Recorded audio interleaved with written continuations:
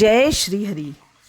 ऋतुदेव जी कहने लगे, भगवान के दर्शन के आनंद में मग्न हृदय वाले उस राजा ने तत्काल शीश झुका प्रणाम किया और बहुत देर तक आकुल नेत्रों से विश्वात्मक देव जगदीश का दर्शन करता रहा। फिर चरण धोकर जल सिर पर धारण किया और बहुमूल्यवान आभूषण चंदन आदि से पूजन करने लगा। धूप, दीप, फूल, माला, नैवेद्य और आत्म समर्पण आदि से विष्णु भगवान को प्रसन्न कर बोला, हे निर्गुण विश्व मूर्ते, आपके चरणाबिंद धन्य हैं। ये चरण शरणागतों के पाप दूर करने वाले हैं। तुम्हारे चरणाबिंद को भूल तृषा से व्याकुल अनेक योनियों में भ्रमण करता हूँ। न मैंने दान किया, न साधु सेवा की, न तुम्हारी कथा सुनी। उस अपराध से शत्रुओं ने मुझे पराजित कर दिया। मेरा वैभव नष्ट हो गया। तब मैं वन में गया। मेरे अपने गुरुओं के स्मरण करते ही गुरु ने आकर मेरी दीन दशा पर दया कर दुख से छुड़ाने का उपाय बताया। उनके बताए वैशाख के धर्म कार्य जो शुभ फल देने वाले हैं मैं करने लगा, जिनके प्रभाव से मुझे संपूर्ण वैभव मिला और मैं अत्यंत प्रसन्न हूँ। हे परमात्मन, संतों पर अनुग्रह करने वाले तुमको नमस्कार है। हे जगन्निवास, हे देवेश, आप प्रसन्न हो जाइए, जिससे आपके चरण कमलों में मेरी स्मृति हो। हे प्रभु, पुत्र, स्त्री, कौसादी में मेरी आसक्ति न हो। मेरा मन बस आपके चरणाबिंद में लगे रहे। मेरी वाणी आपकी दिव्य कथा कहने में लगी रहे। मेरे नेत्र आपकी मूर्ति के दर्शन में लगे रहे। कान कथा श्रवण में और जिह्वा आपके कमल गुणानुभाव में अर्पित हो। नासिका आपके चरण कमल का मकरंद सुनने में प्रवृत्त हो। हाथ आपके मंदिर की सफाई करने में तथा भक्तों के सुगंध युक्त चंदानिध लेपन में लगे रहें। पाँव आपकी कथा में ले जाएं। मेरी सदा आपकी वंदना में मन लगा रहे। कामना आपकी कथा में, बुद्धि आपके विचार में सदा लगी रहे। साधु संगत और आपकी श्रेष्ठ कथाओं के गान में मेरे दिन बीत जाएं।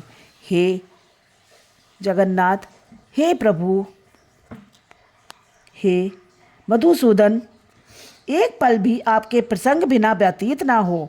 हे विष्णु, मैं संपूर्ण राज्य, पुत्र, पौत्रादि किसी की भी इच्छा नहीं करता हूँ। मैं आपके चरण कमल की सेवा का इच्छुक हूँ। मैं चाहता हूँ कि बस मैं दिन रात आपके चरण कमलों की सेवा करता रहूं।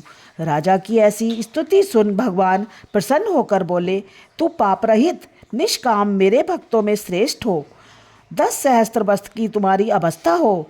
मेरी दृढ़ भक्ति और अंत में मेरी सायुज्यता मिलेगी। जो प्राणी तुम्हारी की हुई स्तुति करेंगे, मैं उन पर प्रसन्न होकर उन्हें निसंदेह भक्ति और मुक्ति दूंगा और अंत में वैकुंठ दूंगा। आज के दिन अक्षय तृतीया में स्नान दादी करने से, गोदान करने से, पितरों के निमित्त श्राद्ध करने से अक्षय फल प्राप्त होता है।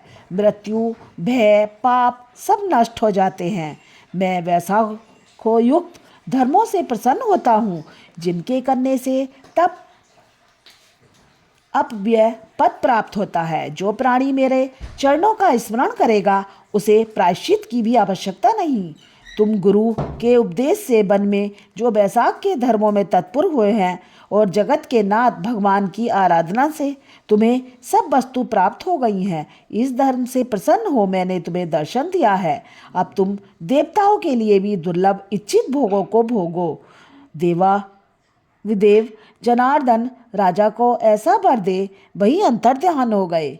तब वह राजा अत्यंत प्रसन्न हुआ। तदंतर गुरु महात्माओं का सत्संग कर नित्य प्रति ज्ञान प्राप्त करने लगा और वासुदेव भगवान के अतिरिक्त किसी को नहीं मानता था।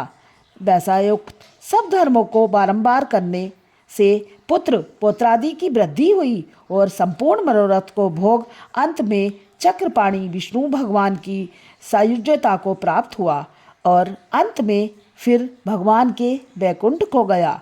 जो इस आख्यान को सुनते सुनाते हैं, वे सब पापों से छूटकर भगवान विष्णु के परम पद को प्राप्त होते हैं और सभी कष्टों से दूर होते हैं। बैसाख मास महात्म्य अध्याय 16 समाप्त। जय श्री हरि। जय हो मधुसूदन की।